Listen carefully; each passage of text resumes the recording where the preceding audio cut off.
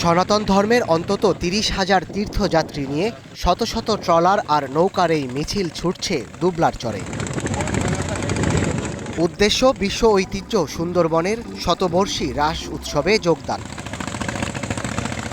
পাপমোচন ও পুণ্য লাভের আশায় পুণ্যার্থীরা মন্দিরে পুজো শেষে বুধবার স্নান করবেন আলোর কোলের নোনা জলে। ৩ দিনের এই উৎসব শেষে ৫ নভেম্বর সুন্দরবন থেকে ফিরবেন তীর্থযাত্রীরা।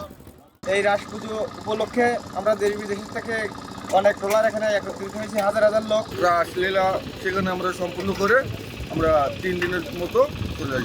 পূজা করে স্নান করে আবার বুধবারে সকালে স্নান করে আমরা রওনা দিয়ে চলে যাব। দেশের বিভিন্ন প্রান্ত থেকে নির্ধারিত 5টি রুটে আসা পুণ্যার্থীদের আলিঙ্গনে প্রস্তুত দুবলার চর। উৎসবকে নির্বিঘ্ন করতে কয়েক স্তরের নিরাপত্তা ব্যবস্থা নিশ্চিত করেছে স্থানীয় প্রশাসন। সুন্দরবনের বন্যপ্রাণী ও পরিবেশের নিরাপত্তা নিশ্চিতে তৎপর বন বিভাগও। শুধুমাত্র পুণ্যার্থী যে যেন সুষ্ঠুভাবে তাদের যে ধর্মীয় আচার অনুষ্ঠানটা আছে সঠিকভাবে করতে পারে সেই চেষ্টা করে যাচ্ছি। আমরা অনেকগুলো বোট ফেরত দিচ্ছি এবং আমরা আরও চেষ্টা করতেছি আর কেউ যাই অবৈধভাবে ঢুকে কোনো ক্ষতি না করতে পারে। এ ব্যাপারে আমাদের টহল অব্যাহত আছে, প্রচুর পরিমাণ চেকপোস্ট আছে। এদিকে পটুয়াখালীর রাসমেলাকে ঘিরে নবরূপে সেজেছে সাগরকন্যা কুয়াকাটা। রাধাকৃষ্ণ মন্দির ও তীর্থযাত্রী সেবাশ্রম নিয়েছে প্রস্তুতি। স্নান এবং মেলা এই 4টি জায়গায় তারা অংশগ্রহণ করবে, যেখানে বহু পুণ্যার্থী আসবে।